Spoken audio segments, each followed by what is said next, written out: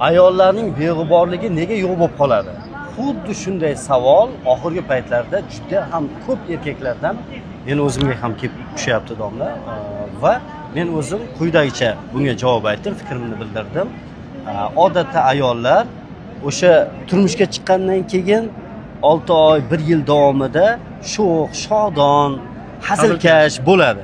Erkaklar ham xuddi shu narsani umr bo'yi davom etsa kerak deb o'ylaydi va vaqt o'tgandan keyin u narsa yo'q bo'lib qoladi. Bunga meni javobim, ayollar bor rakursini uyda tozaligi, ro'zg'or, pishir kuydir va farzand tarbiyasi va ayniqsa qaynotasi bilan birga yashaydiganlar qaynananing roziligiga butun rakursni qaratadigan bo'lib qoladi va natijada er 3-4 darajaga tushib qoladi.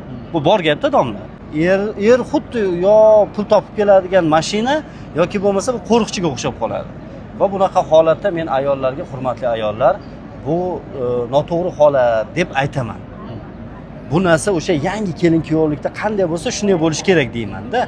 Bunga sizni fikringiz, munosabatingiz domla? Xo'p, gaplaringiz to'g'ri, lekin menda biroz boshqacha fikrlar bor-da. Aha. Nima uchun ayollarda beg'uborlik yo'qolib qoladi degan savolga men o'z vaqtida qadrlanmaganligi uchun deb javob bergan bo'lardim. Nima uchun? Qanday qilib? Nimaga? Ayol kishi yangi xonadonga keldi, birinchi navbatda ota-onasini tashlab ketdi. Bu eng katta masalan fidokorliklardan bittasi deb o'ylayman-da. Yangi xonadonning qonun qoidasiga moslashadi, hammani masalan rozi qilishlikka harakat qiladi. Ammo uni mehnatlari qadrlanmaydigan bo'lsa, rag'batlantirish bo'lmasa, rahmat qizim, baraka toping, qo'llaringiz dard ko'rmasin yoki bo'lmasa yaxshi ham borsiz deb qaynona gapirmasa, qaynota gapirmasa yoki bo'lmasa eri, ayniqsa eri. Ha.